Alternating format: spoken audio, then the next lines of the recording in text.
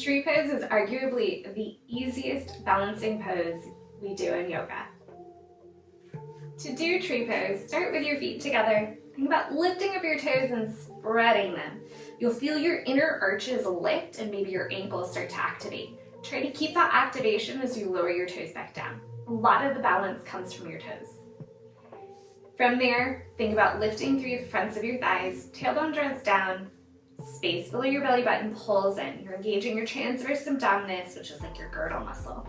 Shoulders stack over your hips, and then shift your weight to one foot. The other foot can stay at the ankle where you can balance. Lift it up to the calf, or all the way up to the inner thigh. Arms, typically hands at heart center, or reaching the arms straight up. There are a couple of variations to all these different aspects of tree pose.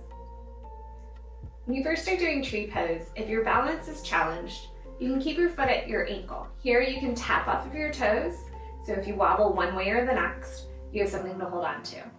Next, the foot can come up to the ankle. The foot's still close enough to the ground that if you fall, it's right there, and it also gives you a greater sense of security. Lastly, the foot can go up into the inner thigh. If the foot is in the inner thigh, think about pressing the foot into the thigh, and the thigh pushes back into the foot. This creates this activation through the inner thigh, the pelvic floor, and the core to help you stand up nice and tall. As far as your arms go, your hands can stay on your hips. Hands can go to heart center. Take your arms out to cactus, or arms all the way out to a T, especially if you need a little extra help with your balance. The arms can lift up if you have tight lats or shoulders without bringing the hands together, or you can take the traditional hands together, arms squeezing the ears in tree pose.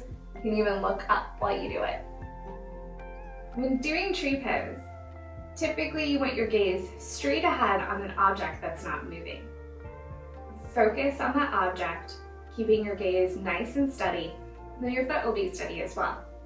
A couple of other options are to turn your gaze slightly up or bring it down. You can even close your eyes. Typically during the yoga class, we do yoga on a yoga mat, which has a little bit of squish and give. Some are a little squishier than others. And if you have your yoga mat on top of something like carpet, it can feel squishier than it actually is.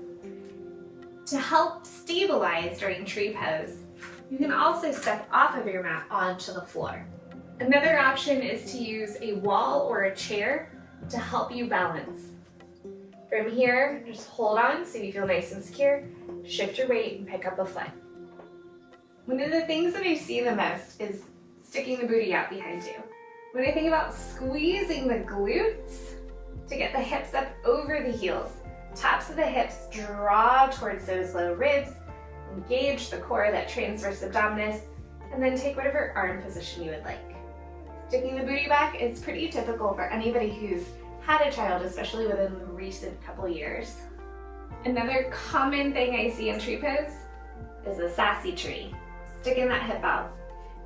This happens when we're not engaging our glute medius. So when we squeeze that glute medius, we stack the hip back over the ankle. A couple of reasons why we have a sassy tree is we like to carry stuff on our hip or on one side of the body. If you like this video, don't forget to hit like and subscribe to see more content like this.